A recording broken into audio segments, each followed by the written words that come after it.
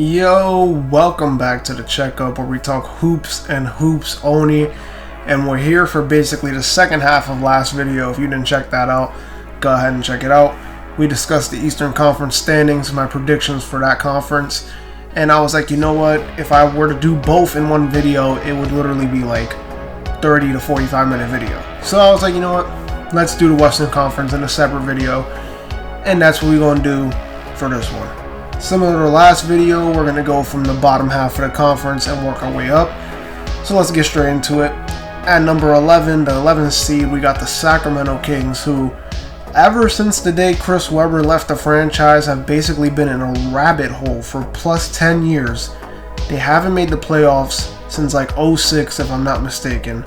And it looks like we're going to have more of the same with this team led by De'Aaron Fox, who isn't a bad player, and in my opinion, he's actually really underrated because he plays for Sacramento.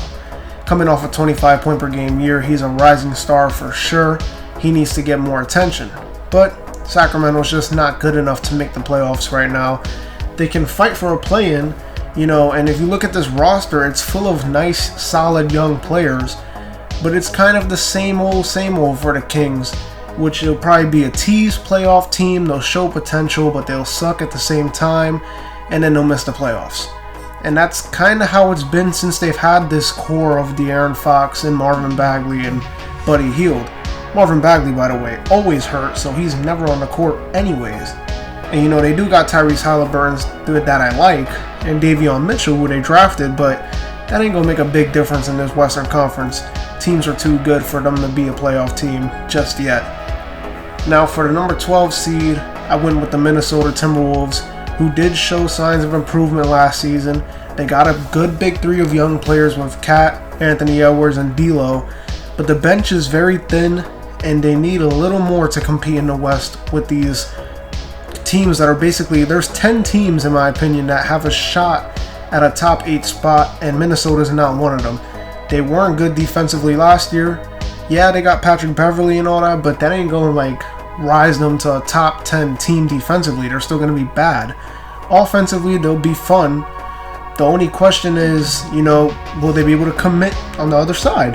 That's pretty much the only big question, and the thing is, I don't think they'll be able to do that with this young team. Minnesota, it sucks for them because if we go back about to 2016, 2017, the Timberwolves were on that rise to becoming a playoff caliber team every year. They had Levine, Wiggins, Cat, they had all those guys, and now you look, they still got Cat, but they took about 2 steps back. Sucks for them. After 2018, they've really just went down, but hopefully they can have a solid year and try to build off what they do this season. At the 13th seed, I decided to roll with the San Antonio Spurs, which is crazy because at one point they were on top of the world, but it really hasn't been like that since Kawhi's departure in 2018. DeRozan clearly wasn't the answer to do anything big, and now the Spurs, after 20 plus years, have finally hit the rebuild button. Only problem is they have no foundational young franchise player leading them. I like DeJounte Murray, I like Lonnie Walker, I like those guys, but they're not no Trae Young, they're not Devin Booker. They need to hit with a draft pick this year or the year after and get a high lottery pick, because right now they don't got that guy to lead them. And another thing is, you still got Coach Pop, so they're not going to be a tanking team, so their draft positioning can get screwed over by the end of this season, which is why I got the Spurs finishing at the 13th seed instead of being at the bottom 2 spots. Now, for these bottom 2 spots, we've got at 14, the Houston Rockets, and at 15, the Oklahoma City Thunder. Short summary real quick, the 14th seed Rockets, they're going to be really fun to watch with Jalen Green, Kevin Porter Jr., and Christian Wood being the top players, and they're all young players. But this is kind of like how I said in my last video, the Cavs are way too young to compete. It's kind of going to be the same. They're way too young to compete for a spot in this conference. They have a lot of development to do. It's going to be a good, fun process, but they're going to win probably 20, 19, 21 games. And it's kind of the same situation to a lesser degree with Oklahoma City, because Yeah, Shai Gilgeous-Alexander is already a rising star, but there's no one else that says star to me unless Josh Giddey can do that for them this year. OKC got a nice, young, talented team, but they're about another young star away from competing for a playoff spot in this tough conference. Now for the groups that'll be fighting for playoff spots or positioning in the conference with the 4 through 10 seeds. At number 10, we've got the New Orleans Pelicans, who, led by Zion Williamson and Brandon Ingram, should be competing for at least a play-in spot. And maybe if Devontae Graham becomes Devontae Graham from 2020 and Valanciunas can space the floor, then they can be a play-in team, and I think they will. Questions are, though, is the health of Zion Williamson going to be an issue? Are the fits for Graham and Valanciunas going to be what they need? And I think the major question is, how is the bench going to produce? Because they've really got no depth in that bench. They're all young. So it's going to be a lot of growing pains from that bench for them to try to win games or to try to rally in these short spurts during these games against good teams. It's going to be tough for them to come back, which is going to put a lot of stress on the starting five, and it goes back to the health. Relying on Zion Williamson for 82 games is going to be hard to do. He already had foot surgery that we didn't even know about. But I got the New Orleans Pelicans finishing at 10 because I think Zion will finally crack into that stage of almost being a play-in or a playoff team. But I think they'll be a play-in team this season. For the number 9 seed, I've got the Memphis Grizzlies, who made the playoffs last season thanks to the play-in format. But I think it'll be quite the opposite this year. I really like the Grizzlies' young core. They play really hard and are really fun to watch. There's no real major issue, in my opinion, that comes to mind with this team. Only question I have is if Steven Adams is going to fit the timeline. But besides that, the Grizzlies are going to compete with Ja Morant being the face of the franchise. But unfortunately, they're really just going to fall victim to playing in a really good conference. Now for the main 8 in the Western Conference, the 1 through 8 seeds, let's go with the number 8, Los Angeles Clippers, who have got their own home finally instead of sharing Staples with the Lakers.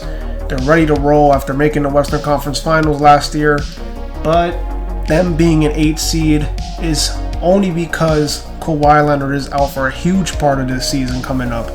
So this means they're going to have to be an all-in team effort kind of group. They're going to have to win a lot of games, kind of like how they used to with like Lou Williams and Tobias Harris when he was there. They're going to have to be that type of team, and I think they can. They got Paul George, who I think will lead them. I think he's going to have a top 5 MVP candidate type of season, and I think this is the stage that Tyronn Lue is going to establish himself as a top coach in this league to lead the Clippers to another playoff appearance and hope Kawhi comes back just in time for that stretch run to see if they can make something happen. Now for the number 7 seed, I'm rolling with the Portland Trailblazers, who didn't make any real changes to the team, but I can't leave them out of the playoff picture with Damian Lillard and CJ McCollum in the backcourt. Now we'll see how Chauncey Billups does as the head coach, and I think he'll do just fine. But the Blazers have no defensive guys outside of Robert Covington, and for a team that didn't improve much, it sucks because almost all the Western Conference teams got better in some type of way. This offseason leading me to put Portland in a 7th spot in a crowded conference. They basically just didn't do anything to get better. That's really how I feel about it. Real question is this the last dance for Dame in Portland? I think that's what fans are going to have to really worry about when the season ends. At number 6, we've got the Golden State Warriors, who kind of have an uncertainty with Andrew Wiggins being a questionable player for half the year with the whole, shots and everything. But Klay is coming back soon. It'll probably be a couple months after the season has started, but that's when I expect the Warriors to take off. I think at first the Warriors will be hanging around that 9, 10, 11, maybe 8 spot with just Steph Curry and Draymond. But once Klay comes back and things start clicking, and now you have to worry about both Steph and Klay, I think it's going to be a real problem for these teams in the West. And I also really like their mix of young talent and vets off the bench with guys like Iguodala, who they brought back, and also the young guys like Jonathan Kuminga and Moses Moody. who they got drafted from this year. And then you also got guys like Jordan Poole, who's a solid player who's young. But I think the main guy to watch out for is second-year man now, James Wiseman, who's probably going to be the starting center for this group. He's already underrated because of LaMelo and Anthony Edwards. But let's not forget, he wasn't picked top 3 for no reason. He's got talent. And let's watch out for these Warriors, and let's watch out for James Wiseman, because he can be an X factor for why this team becomes a playoff team this season. Now at number 5, I've got the Dallas Mavericks, who obviously led by Luka will be a playoff team. But I really think the rejuvenation of Kristaps Porzingis and getting in a new head coach in Jason Kidd will help Dallas. They've already got a good team. Not only that, but they're really only one of the few healthy teams going into this season in the West. Them, the Lakers, the Suns, the Jazz, those are really the teams that at the top part are healthy. You know, the Denver Nuggets don't have Jamal Murray. Golden State won't have Klay Thompson. So they should take advantage in the early part of the year. And I think that's where they'll really make their money at. And I think Dallas is going to be really good. Luka's going to have an MVP caliber year. And don't sleep on a Kristaps Porzingis bounce back season. Finally, at the number 4 spot, we've got the Denver Nuggets, who, like I said, won't have Jamal Murray for the early part of the year. But with defending MVP, Nikola Jokic, and newly paid Michael Porter Jr., who just got a $207 million deal, I think he's worth it. That's a good investment right there by Denver. It's just in time for them to take another step this season. I think the Nuggets should survive without Jamal Murray for the time being and hold it down just fine. This team is really similar to last year's team, and last year they were pretty good. But I feel the Nuggets need to at least make the Western Conference Finals for this year to be considered a successful season and a step in the right direction, to say the least. And now for the top 3 final spots in the Western Conference. Here we go, the upper status of this conference. At number 3, I've got the LA Lakers. Some people are saying, why are they not the number 1 seed? Now, let's think about it like this. They're not playing for the number 1 seed with all these old vets. The Lakers are going for the crown at the end. So there's going to be a lot of load management, a lot of Russell Westbrook leading the team with nobody. There's going to be games where Anthony Davis and Westbrook are the only 2 stars playing, which is good, but, you know, they're more vulnerable without LeBron. So there's going to be that factor, and then we also need to see chemistry questions early part of the year with LeBron and Westbrook both being ball dominant. And also, is the health of their top 2 guys in AD and LeBron going to be good enough to sustain for a season, 82 games, and playoffs? We got to see. Now, bench-wise, this is as good as it's going to get. The Lakers are easily a top 3 bench in the league, and the bigs are back with Dwight Howard returning as well. But like I said, this isn't a race to a number 1 seed for LA. This is a whole marathon for a championship. So they're going to have to play it smart this season in order to be holding up that Larry O'Brien come June. For the 2nd seed, I've got the Utah Jazz, who are always good, led by Donovan Mitchell, and Defensive Player of the Year, Rudy Gobert. But now, all it's really going to be about is playoff success. They've had regular season success, number 1 seed, but now, kind of like the Lakers, they got to play it smart to compete for a title shot. The Jazz this year are going to be super similar to last year, basically the same roster, but the Jazz, in my opinion, are for sure top 3 seed in this conference, no doubt in my mind. And finally, the kings of the Western Conference for the regular season will be the Phoenix Suns, who have a lot to prove. They have to prove they belong after last year's finals appearance. A lot of people are saying injuries got in the way. Kind of agree. So now they're going to have a mission to prove. They got to prove they belong with these top teams in their conference or in the league. So I expect lots of wins in the regular season, just like Utah kind of did last year. And just like Utah right now, they have basically the same team they had last year. They're running it back. But this is another year of winning culture in Phoenix, which is a huge step in the right direction.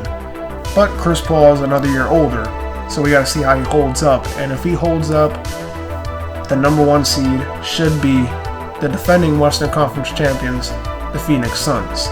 But the only question is, will they be back in the big dance come June when money's on the line this season? Anyways, that's going to do it. Don't forget to like, comment, and subscribe. Also, check out my podcast, link in the description. This has been The Checkup, where we talk hoops and hoops only. And I'll see y'all in the next one. Peace.